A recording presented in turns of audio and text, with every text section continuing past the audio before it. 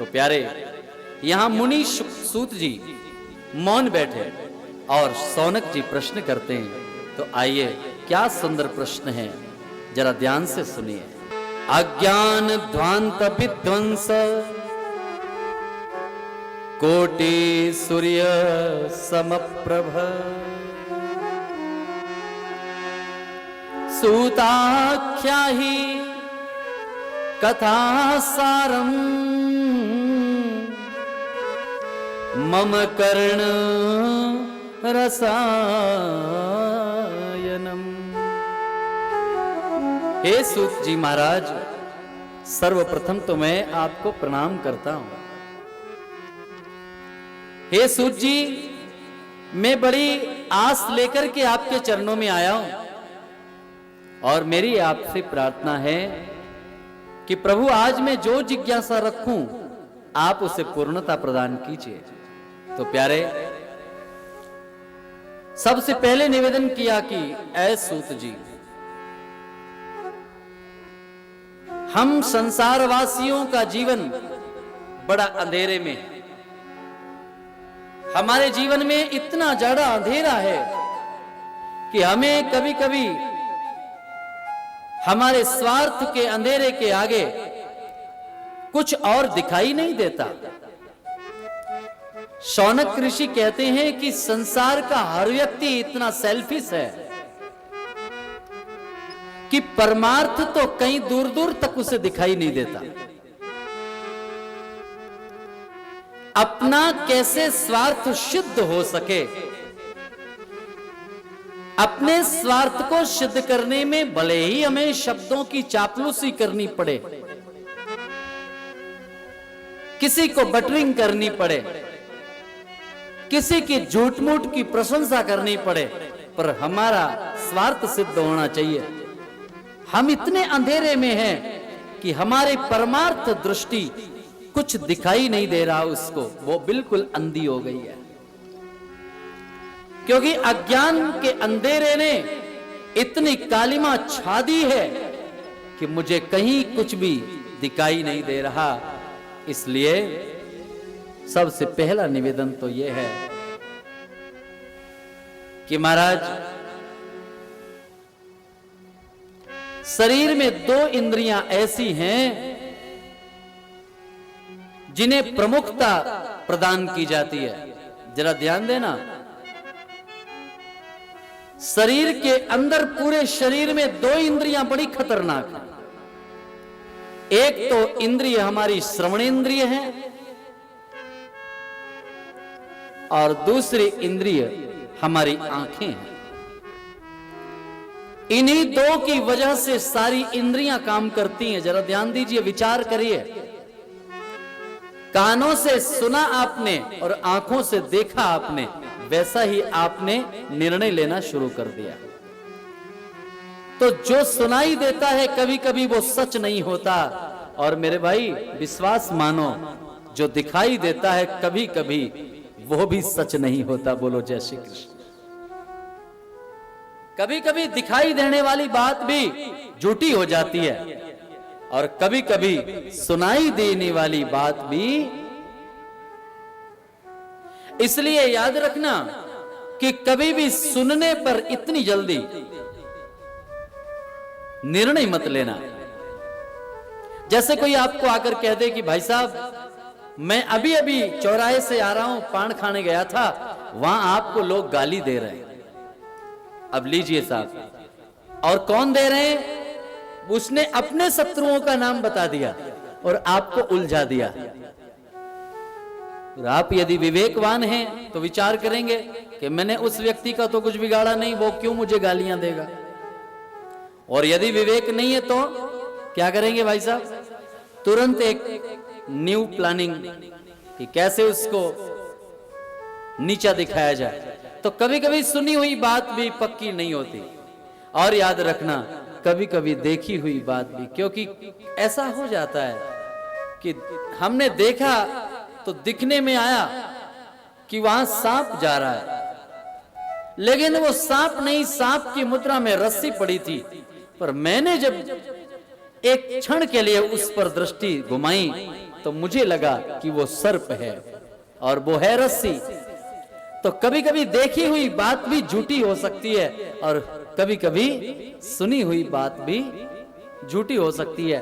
तो यहां पर भगवान श्री सूत जी महाराज को ऋषि मुनि निवेदन करते हैं कि महाराज जी, मेरी सबसे पहले दृष्टि ठीक कर दीजिए, सबसे पहले, क्योंकि इस अंधेरे में मुझे कुछ भी दिखाई नहीं दे रहा। चारों ओर मेरे पाखंड, अन्याय, झूठ, दंभ, छल, भोग, ईर्ष्या, कपट, इन बातों का अंधेरा छाया हुआ है। और इन भयंकर अंधेरे में मैं ना तो अपने आप को देख पा रहा हूं और ना कोई मुझे और दिखाई दे रहा है। तो सबसे पहले मेरी दृष्टि ठीक कर रही है, मेरी दृष्टि में प्रकाश की प्रचुर मात्रा उपलब्ध हो, ऐसी कृपा करिए। और दूसरी बात कि सूताख्या ही कथा सारम हे मम कर्ण रसायनम।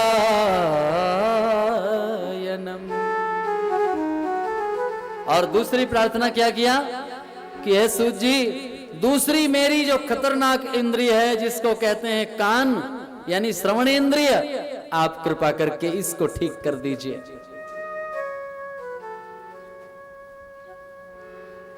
तो महाराज, इन दोनों का कैसे इलाज होगा? इन दोनों का इलाज कैसे? तो जरा ध्यान दीजिए। सौनकादि ऋषि मुनियों ने मन ही मन में यह सोचा है कि हमारे कानों का इलाज भगवान की कथा से हो सकता है। ध्यान दीजिए, जब कभी कोई कान में पीड़ा होती है तो आप किसी डॉक्टर को दिखाते हैं ना, तो वो आपको ईयर ड्रॉप दे देता है, कोई एंटीसेप्टिक ईयर ड्रॉप या एंटीबायोटिक ईयर ड्रॉप आप पर अप्लाई कर देता है और आप वो कान में डालने की वो औषधि है ना भाई साहब, कान में डालते हैं तो वो संसार की पीड़ा तो दूर हो जाती है उस ईयर ड्रॉप से, छोटी सी पीड़ा खत्म हो जाती है। लेकिन ये कान इतनी निंदा सुनकर इतने बड़े रोगी हो गए हैं कि अब इनमें कितना भी अच्छा ईयर ड्रॉप डालो तो ठीक नहीं होता, ऐसे रोगी हो गए। तो बोले अब इतना बड़ा रोग साधारण इलाज से ठीक कैसे होगा? तो ऋषि मुनियों को लगा कि अब तो केवल और केवल भगवान के चरित्रों का ईयर ड्रॉप मेरे कान में डलेगा तो ही मेरे जन्म जन्मांतर की यह पीड़ा का निवारण हो जाएगा। तो इसलिए निवेदन किया कि प्रभु, मुझे वह रस पीना है, मुझे पिलाइए, परंतु वह रस मुझे पीने की इच्छा मुखारविंद से नहीं है, मेरे श्रवणों से है, मेरे कानों से है। बोलो राधे राधे। किसूताख्या ही कथा सारम हे मम कर्ण रसायनम। मैं मेरे कानों में वो रस डालकर मैं कानों से उस रस को अंदर ले जाना चाहता हूं और मेरी दृष्टि को ठीक कर दीजिए प्रभु। क्यों? एक जरा बहुत ही सुंदर प्रैक्टिकल की बात समझ लीजिए। मुख से खाई हुई पी हुई वस्तु कहां जाती है? जरा ध्यान देना। यदि आप मुख से कोई वस्तु खाते पीते हैं तो वो कहां जाती है? आपके पेट में जाती है। और कानों से पी हुई और जाने वाली कोई भी बात हो या कोई रस हो, वो सीधे दिल और दिमाग पर जाती है। बोलो जय श्री कृष्ण। क्योंकि मुख का रिलेशन पेट से है और कान का संबंध हमारे मन और मस्तिष्क से है मेरे भाई बहनों। इसीलिए जब कभी कोई आपके प्रतिकूल शब्द वार्ता को आप श्रवण करते हैं तो आपका मन छटपटाने लगता है, आप व्यग्र हो जाते हो। तो प्यारे, मेरा निवेदन यह है कि आप सब अपने कानों को एक बार ठीक से ठीक कर लो, क्योंकि आज से लेकर और आने वाले पूरे 6 दिनों तक, आज को मिला के 7 दिनों तक ये कान एकदम ठीक रहने चाहिए। इनको हमेशा प्रभु की चर्चा में लगा देना 7 दिनों के लिए।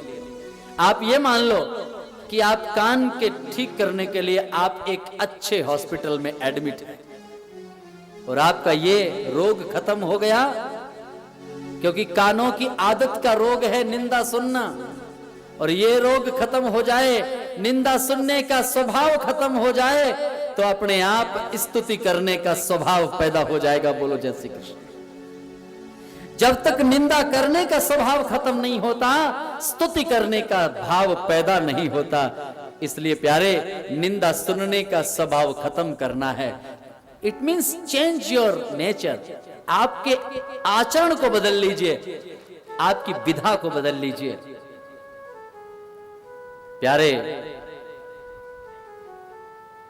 तो सूत जी महाराज से प्रार्थना किया है और नैमिषारण्य में बैठे हैं और फिर दूसरी बात कही कि भक्ति ज्ञान विरागाप्तो विवेको वर्धते महान, माया मोह निरासश्च वैष्णवे क्रियते कथम। बड़ी सुंदर बात कही है। बोले मेरी इच्छा है कि महाराज भक्ति ज्ञान वैराग्य और विवेक ये कैसे बढ़ेगा, इसका तरीका मुझे जानना है। और महाराज, माया और मोह से महापुरुषों ने कौन से रास्ते पर चलकर अपने जीवन को माया मोह से अलग किया है, कृपया वो मेरा भी मार्ग प्रशस्त करें, ऐसी मेरी आपसे प्रार्थना है। तीसरी बात कही है कि इह घोरे कलौ प्रायौ जीवक्षाम सुरताम गतः, क्लेशाक्रांतस्य तस्यैव हे शोधने किम परायणम।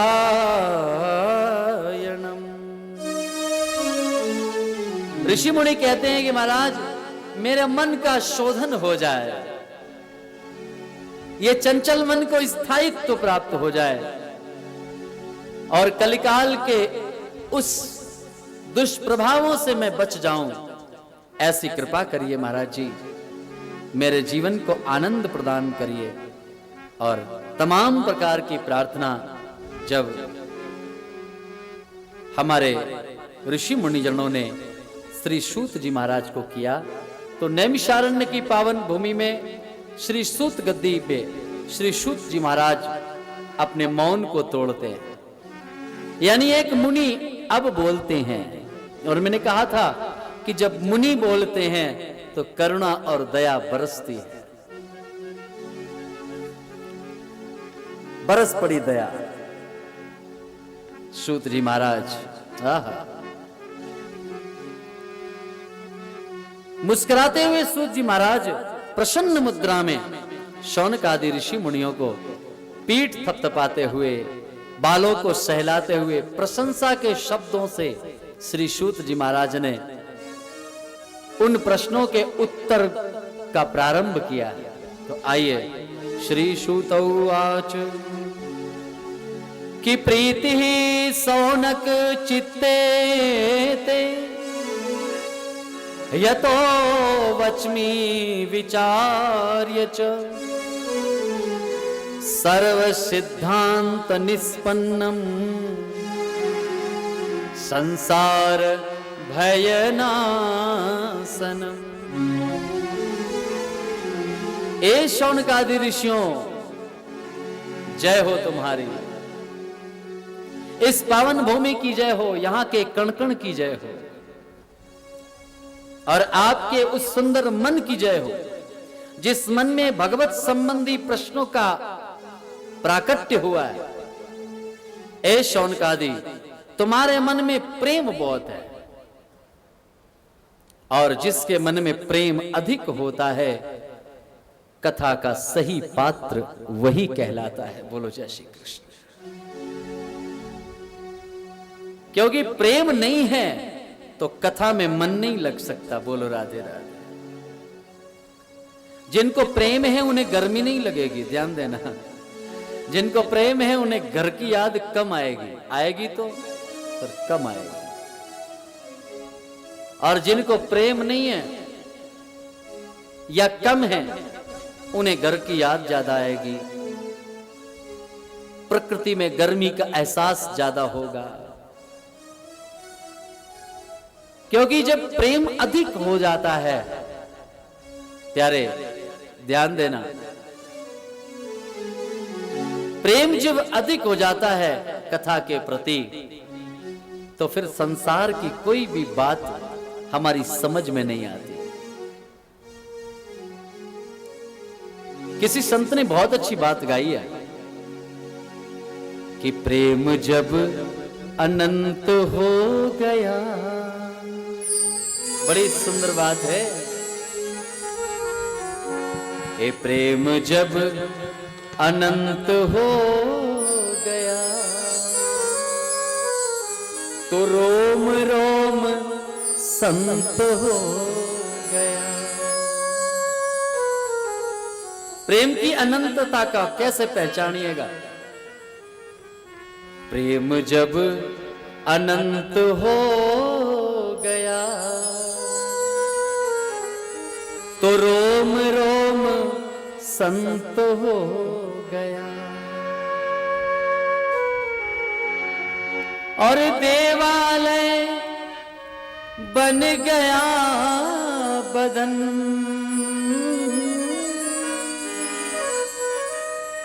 देवालय बन गया ये बदन, मन तो ये मन तो महंत हो गया। प्रेम जब अनंत हो गया, तो ये रोम रोम संत हो गया। जय हो। जब प्रेम अनंत हो जाता है, जरा ध्यान देना सज्जनों, तो हमारे अंदर शांतता आ जाती, साधुता आ जाती है। और साधु को ना तो गर्मी लगती है और ना ही सर्दी लगती है। बोलो जय श्री कृष्ण। साधु को हमेशा ही मौज ही मौज रहती है महाराज।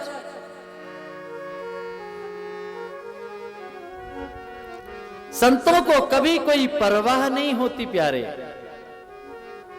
फिर सब कुछ तो भूल जाता है आदमी, फिर यह भी पता नहीं चलता कि हम बैठे कहां हैं।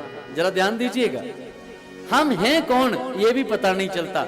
और एक ऐसी ऊंचाई क्रिएट हो जाती है कि जब सब कुछ भुला करके हम ऐसे अपने आप में मगन हो जाते हैं, जिसकी अभिव्यक्ति हमारे परमानंद जी ने बड़ी सुंदर भाव से लिखी है। जरा ध्यान दीजिए।